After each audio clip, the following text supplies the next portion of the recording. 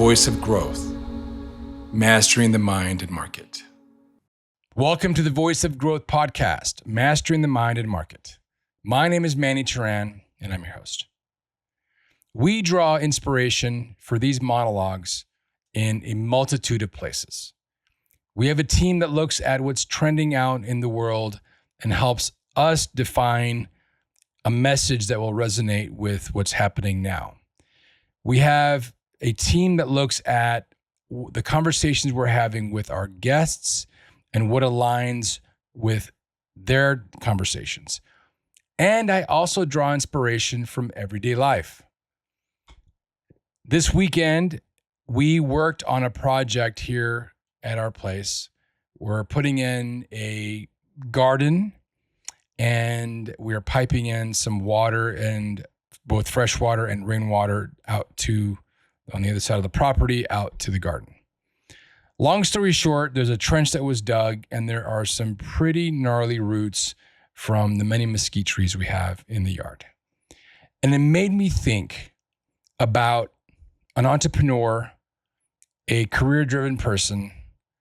We are very much like trees that have to grow in two directions. Think about it. A tree has to put down deep roots in order to provide the foundation, the nourishment, the whole superstructure to be able to then grow upwards. The trunk, the branches, the leaves, all that stuff. And much in the same way as entrepreneurs, we have to do the same thing.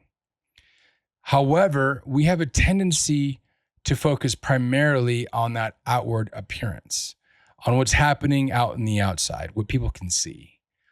But what's missing oftentimes is the development and the deep work that's required to put your anchor down with those deep roots. We have a tendency to want to see things manifest in real life rather than manifest solely in our head, in our hearts, in what we're doing internally. This for me has been a massive epiphany over the number of years that I've been doing this podcast and my previous podcast. It meaning the journey has been one of enlightenment, of self-reflection, of success, of trial and error, of a lot of things. And I think about how much I've learned, how much I've gained over the years, both with doing the podcast with my former partner, Adam Hartung, then dovetailing into this podcast where I have a blend of monologues and also guest podcasts. And I just think to myself, there is so much knowledge that has been transferred and put out there to the world. I'm very proud of what we have done. It is a life of adventure to put these things together, and it is a pleasure that I really sink into. Because not only am I able to share some insights and oftentimes personal stories, but as part of that process, as part of the research, as part of the outward and inward conversations I have, I gain something very beneficial. That is, of course, wisdom and perspective. Perspective is something that is so powerful. There is some conversations that Chase Hughes has had with the internet, the audience, various podcasts, where he talks about PCP, not the drug, but there's basically a process for being able to position yourself in certain negotiation situations. The first P is that of perception. You can think about, he uses the analogy of being naked in front of a shower. Most of us are going to be naked today or tomorrow. We stand in front of our shower, we're naked, we take a shower, we do our thing. But the perception and the context, which is the second one, are all about understanding we can't do that out in an office setting, right? So it's about where you are and about context as well. So those two things, with the analogy or the metaphor, I should say, of a tree like roots, like the branches reaching for the sky, as is the entrepreneur's journey internal down in the roots, and external, what we and others can see, the whole framework needs to have a significant amount of intent. What I mean to say by that is you can focus on being flashy. You can focus on the Rolex. You can focus on the Porsche, all the things that people on the outside can see. But those things come and go. Another analogy is in the yard, we had a branch fall. And just as entrepreneurs can put these things out there, the branches can fall. But if your roots are deep, if the foundation is solid, then that gives the opportunity for other branches and other parts of the tree to continue to grow. These elements for me have been life-changing. And I really want to make sure that those that I love, those that are around me, my employees, my family, the audience at large, can take benefit from understanding that we need to focus on that foundation with intent. That means we need to understand our vision. What is the vision that we're actually trying to achieve and make into reality? Vision, dreams, we've talked about this in the past in various podcasts, but essentially giving it some level of cohesion and reality. What is it that we want to create for ourselves? We've talked about identity and the importance of identity, and in that, becoming the person that we already are out in the real world. That is an exact map of foundation/roots to vision/branches and so forth.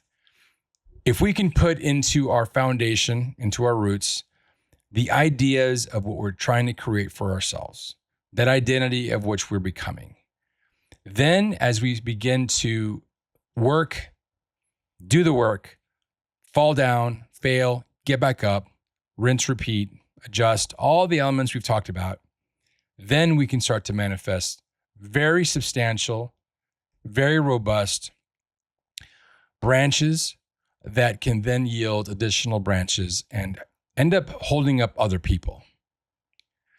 I've said before, success is your duty. We are brought into this world, in my opinion, to find our purpose, and in doing so, make it, to the best of our ability, a reality. I really love helping people. I really love helping my family. I love helping strangers. I love having conversations. I love sharing the message of what I'm talking about here. I love studying human psychology in the real world, out in the wild. All these things for me is part of my identity. I am a CEO. I am a podcaster. I am a partner and a father and a son. I am all these things. And each of these things is a layer on top of a layer. And no one of these things is tremendously overpowering above the rest. So I wouldn't even call it a melting pot, because you can still see different elements. I'm more like a salad bowl. I'm a salad of these things thrown together into a bowl. It's all mixed together, but you can pick out different elements. There are some things that are common across the board. I would assume that it can be seen that my value system is the same at home as it is in business. Sometimes I'm not able to share the same things out in the public as I am in a personal setting, but nonetheless, those are all elements that are common in my value system. My vision is pretty common between my personal and my professional life. And having conversations with people that are willing to ask those tough questions, I have no problem at all answering them whatsoever. I pride myself in my vulnerability. It is not a weakness. It is nothing but a strength. And every time that I have a breakthrough conversation with people that I know that have guarded their privacy, I'll come back to that in a second, and of their trials and tribulations and failures and successes, that breakthrough opens up and they realize that, hey, it's okay to share the fact that I've had bumps and bruises because of my entrepreneurial endeavors. Coming back to what I said, I have no problem with privacy. I am a relatively private person in many ways. I have friends that are extremely private. What I'm suggesting is that when the occasion arises for you as an entrepreneur to share in your wisdom and what you've learned and your trials and tribulations and failures, such that others can take from that and grow. Every time I share a story, a deep story with somebody in person, and even on this podcast, I gain something from it. I gain perspective. I gain additional wisdom. There is a sense of pride that, hey, listen, if I can give you some wisdom so that you can perhaps chart a different direction, there is a lot of gratitude there as well. I have earned my stripes. I have earned them, and I continue to earn them. I know that there's a lot yet for me to do, which I've mentioned in the past. Life is a full contact sport, and I'm ready for it. I'm ready for it. I am loving my fate. I had kind of a moment over the weekend as well where I had a brief moment of struggle because I was reflecting on a time in my life where it was very happy, and then it came to an end. And that end gave me some sorrow, some brief sorrow. And rather than push it away and ignore it, I sat in it. I was at a wedding, and I sat in it for 20 minutes as the wedding was going through and the ceremony was happening. I settled into that, obviously very happy for the married couple. But in the moment, there was a sense of sadness that overcame me, and I sat there with it. And as that time progressed, I processed it, and I came out the other side with a deep sense of gratitude. I no longer shy away from these feelings. Oftentimes, we want to just ignore them, especially if we're super alpha, hard driving kind of people.